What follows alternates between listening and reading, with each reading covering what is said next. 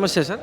చెప్పండి. మీ పేరు సార్? వెంకటరెడ్డి. ఏం చేస్తుంటారు సార్? నేను రియల్ ఎస్టేట్ చేస్తున్నాను. సీఎం రేవంత్ రెడ్డి గారి పాలనపై మీ అభిప్రాయం ఏంటి సార్? నెంబర్ 1 పరిపాలన బాగుంది. రేవంత్ రెడ్డి గారి పరిపాలన ఉన్నది మంచిగా చేస్తుండు. ఇంకేం కావాలి? సంక్షేమ పథకాలు కానీ 6 గ్యారెంటీలు కానీ వాళ్ళు మంచిగా అందుతున్నాయి, బాగానే ఉంది. గ్యాస్ ఫ్రీ వస్తుంది, కరెంట్ ఫ్రీ ఉంది, రేషన్ ఫ్రీ వస్తుంది.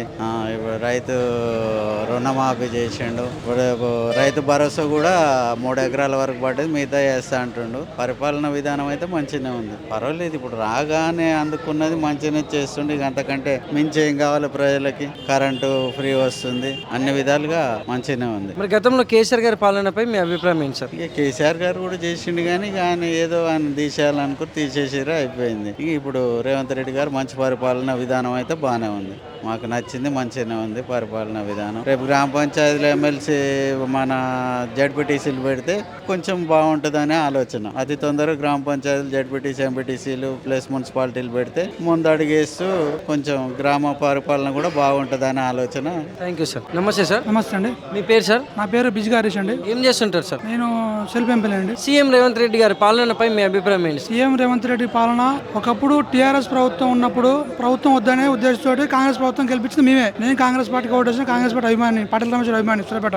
అయితే ఏంటంటే రేవంత్ రెడ్డి గారు పెట్టిన పథకాలు ఏవైతున్నాయో అవి మొత్తం అమలై పేదలో చేరితే మంచి పాలన ఉంటుంది. ఇందిరమ్మ ఇల్లు ఇస్తాడు. ఇందిరమ్మ ఇల్లు ఓన్లీ అల్లం నాయకులు కాకుండా పేద ప్రజలకు చేరేటట్టు చేసి, పేద ప్రజలకు వస్తున్నాయో చూసుకొని అధికారులు పేద ప్రజలకు ఇస్తే అదొక పాలన మంచిగా ఉంటుంది. ఇంకోటి ఒంటరి మహిళలకు రైతు బంధు ఇస్తుండు. భూమి లేని వాళ్ళకు 2000 రూపాయలు ఇస్తాడు. ఇంతవరకు ఆ డబ్బులు వేయలేదు. ఆ డబ్బులు కూడా ఇస్తే లేని వాళ్ళు కొద్దిగా ఆసరాగా ఉంటుంది. ఇంకోటి ఆసరా పింఛన్ 4000 ఇస్తాను చెప్పి పింఛన్ కూడా ఇప్పుడు వస్తున్న రావడం నాకు తెలియట్లేదు.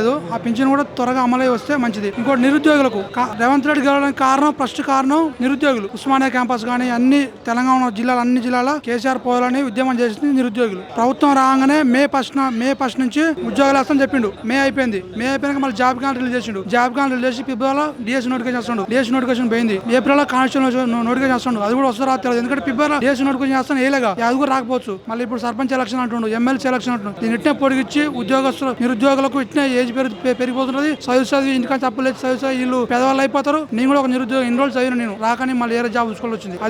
అదే రేవంత్ రెడ్డి ఖచ్చితంగా జాబులు వేస్తే ఉద్దేశంతో నేను ఇప్పుడు కూర్చొని చదువుకున్నటువంటి ఆ జాబులు పడితే పడవో తెలియదు కాబట్టి నేను ఇప్పుడు జాబ్ చేసుకోవాల్సి వస్తుంది, ప్రైవేట్ జాబ్. రేవంత్ రెడ్డి మంచి చేస్తే మళ్ళీ ఇంకోసారి అవకాశం కూడా నిరుద్యోగులే మిమ్మల్ని గెలిపిస్తారు. నిరుద్యోగుల వల్ల మీరు గెలిచారు. మీ నిరుద్యోగుల గురించి కనిపెట్టి చూసుకొని ఉద్యోగాలు వేయండి. గతంలో కేసీఆర్ గారి పాలనపై మీ అభిప్రాయం ఏంటి సార్? గతంలో కేసీఆర్ కూడా నోటిఫికేషన్ 2-3 నోటిఫికేషన్ లేచిండు. కానీ కేసీఆర్ నోటిఫికేషన్ లేచిండు, కానీ జాబులు పడ్డప్పుడు 2020లో పడ్డ పీసీకి కట్ ఆఫ్ ఎంత ఉంది? 98 ఉంది. ఎన్ని జాబులు పడ్డాయి? 9000 జాబులు పడ్డాయి. తర్వాత మళ్ళీ 2020 నోటిఫికేషన్ పడ్డప్పుడు పీసీకి ఎంత కట్ ఆఫ్ అయింది అంటే అప్పుడు 9000 పడ్డాయి, ఇప్పుడు 17,000 పడ్డాయి. 17,000 పడితే కట్ ఆఫ్ తగ్గాలి, కానీ కట్ ఆఫ్ తగ్గలేదు. కట్ ఆఫ్ పెరిగింది. కట్ ఆఫ్ తగ్గాలి, కట్ ఆఫ్ పెరిగింది. అంటే కేసీఆర్ జాబులు వేసిండు కానీ వాళ్ళకి సంబంధించిన బినామీలకు, ఆలకీలకు, గ్రూప్ 2 వల్ల కూడా గొడవలేండి. కవిత విషయంలో, ఆ విషయంలో కూడా మీకు తెలుసు. మీకు కేసీఆర్ కొద్దిగా ఉద్యోగస్తుల విషయంలో నిర్లక్ష్యం చేసిండు. కేసీఆర్ రైతులని, రైతు బంధు విషయంలో, కాలువ నీళ్లు ఈ పట్టించుకుంటూ కేసీఆర్ డబుల్ బెడ్రూమ్ ఇల్లు కూడా వచ్చినాయి. డబుల్ బెడ్రూమ్ ఇల్లు కూడా ఎవరు పంచుకున్నారు? వాళ్ళ పార్టీ నాయకులు. ఆల్రెడీ వాళ్ళ పార్టీలో వాళ్ళకి ఆల్రెడీ ఇల్లు ఉండి ఆస్తులు కూడా అదే పంచుకోరు. అందువల్ల గొడవలేండి. కేసీఆర్ ఓడిపోవడం కారణం అదే. కానీ రేవంత్ రెడ్డి అలాంటి పని చేయకుండా పేదవాళ్ళకి ఇల్లు ఇచ్చి పేదవాళ్ళని ఆదుకుంటే మళ్ళీ వద్దన్నా నిన్నే గెలిపి. Thank you sir.